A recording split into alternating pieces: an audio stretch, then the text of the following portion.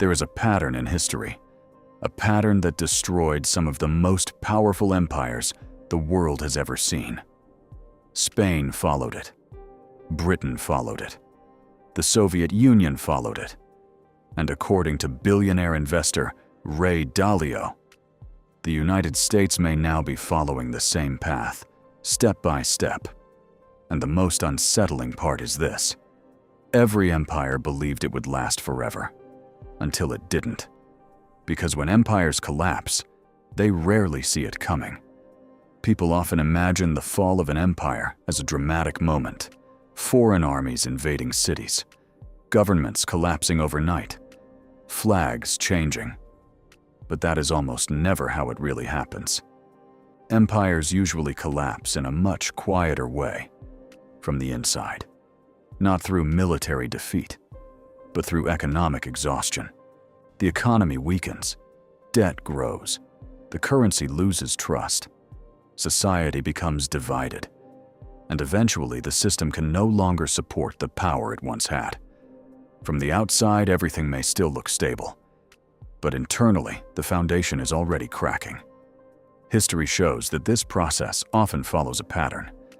To understand it, we need to look at three empires: Spain, Britain, and the Soviet Union. In the 1500s, Spain was the most powerful empire in the world. Its ships crossed the oceans, its armies dominated Europe, its colonies stretched across the Americas, and treasure ships carried enormous amounts of gold and silver back to Spain. At first, this looked like unlimited wealth, but easy money can change an economy. Spanish elites became rich from colonial treasure. Factories became less important. Manufacturing slowed. Why build industries when ships full of silver arrive every year? Gradually, Spain began importing more goods from other countries. Its economy became dependent on foreign production. At the same time, Spain fought expensive wars across Europe. Military spending grew, debt grew, and massive amounts of silver caused inflation. Prices rose, the currency weakened. Eventually, Spain defaulted on its debts several times. The richest empire in the world slowly lost its economic foundation, and its power faded. Centuries later, another empire dominated the world: the British Empire. At its peak, Britain controlled nearly a quarter of the planet. Its navy ruled the oceans. London was the financial center of the world, and the British pound served as the global reserve currency. But even the strongest empires face limits. The first turning point came with World War I. Britain spent enormous sums to finance the war. To cover the cost, it borrowed heavily, not from its colonies, but from the United States. For the first time, Britain was no longer the world's main creditor. It had become a debtor. Then came World War II. Even more spending, even more debt.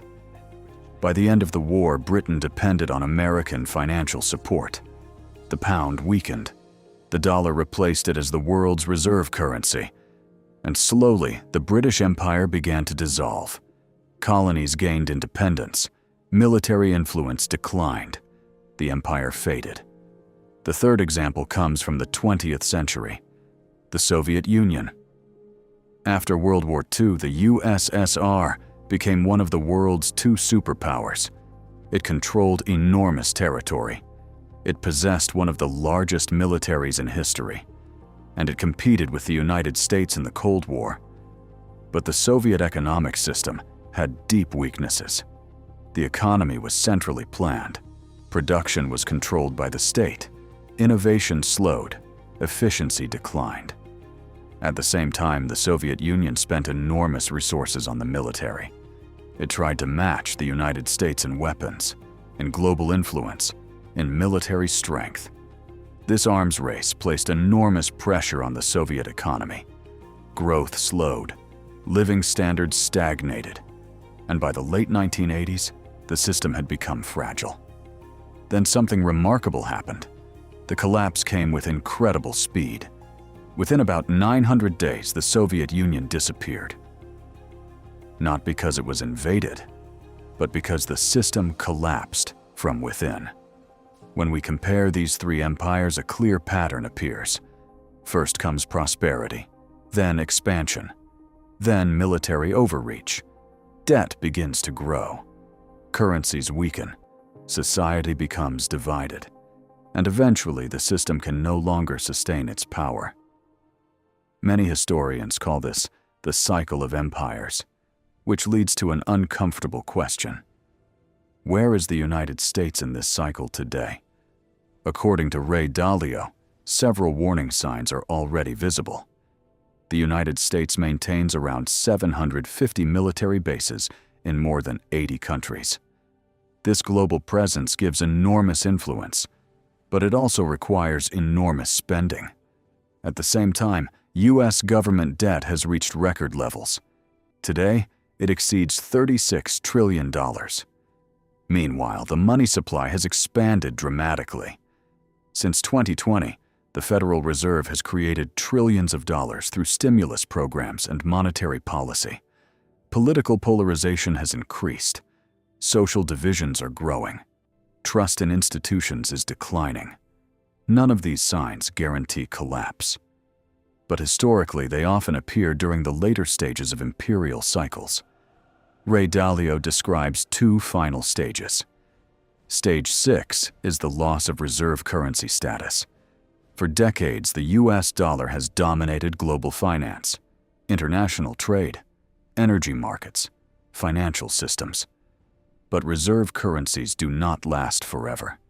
Before the dollar, there was the British pound. Before the pound, there was the Dutch guilder.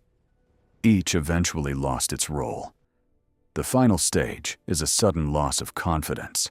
Currencies weaken, financial systems become unstable, political crises accelerate the collapse. And history shows something surprising. When these transitions happen, they often happen very quickly. The most dangerous moment for an empire is when it believes it is too powerful to fail. Spain believed that. Britain believed that. The Soviet Union believed that.